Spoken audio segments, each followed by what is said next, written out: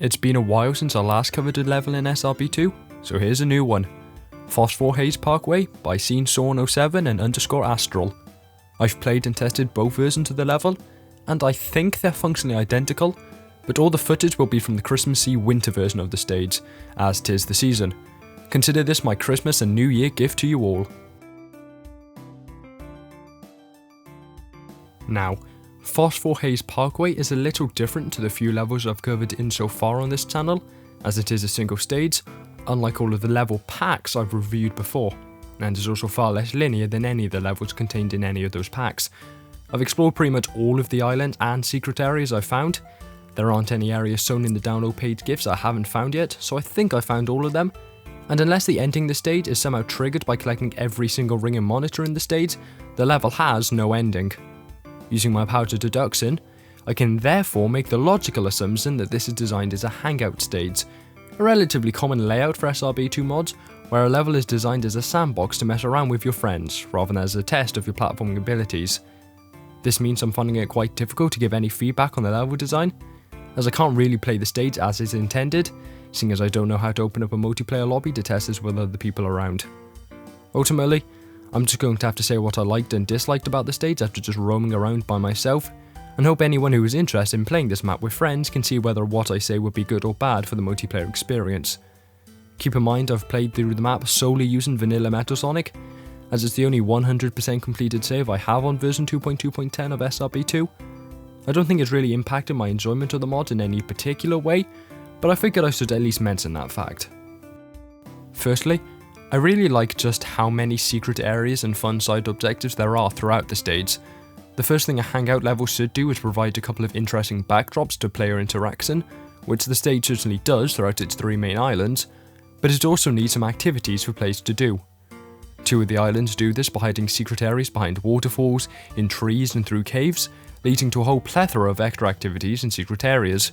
You can find the Master Emerald Altar for example, or, character choice considered, Dance at a Disco area. The layering of the stage also helps in making it feel like there are more areas to find, as even upon discovering secret areas, there are still often yet more extra areas to find in the original secret area.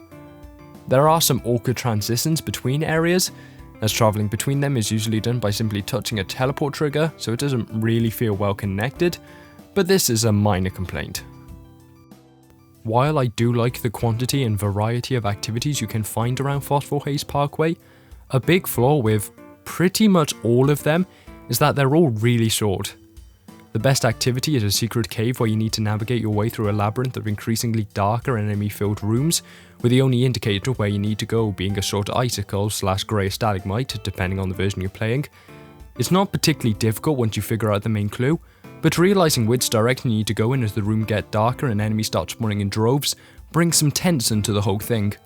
But the best part, especially in comparison to the rest of the stage, is how it lasts for quite a while.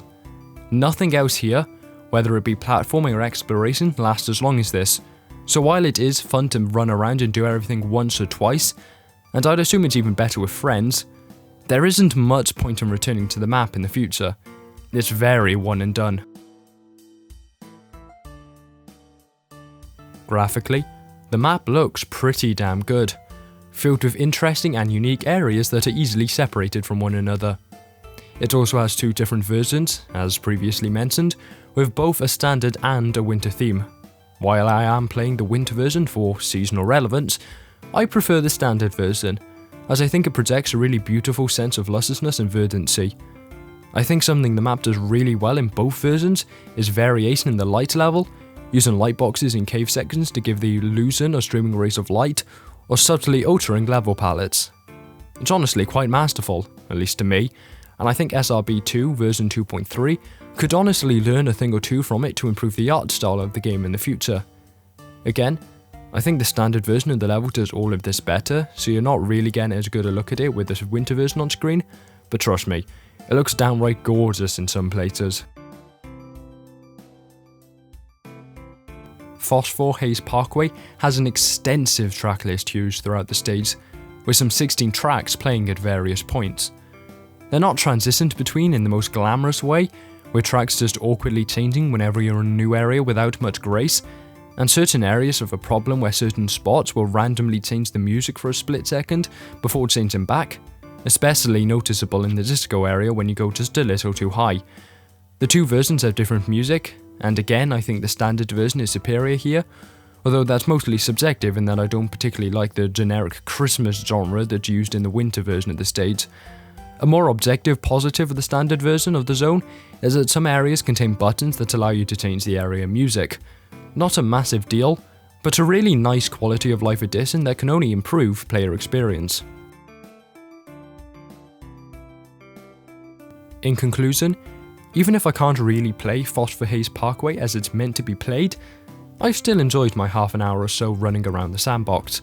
The Christmas version is nice, but if I had to recommend one of the themes over the other, I'd pick the original version due to its better soundtrack and more appealing visuals. I'll give the map a solid 8 out of 10. I hope you enjoyed the video, have yourself some happy holidays, and ciao.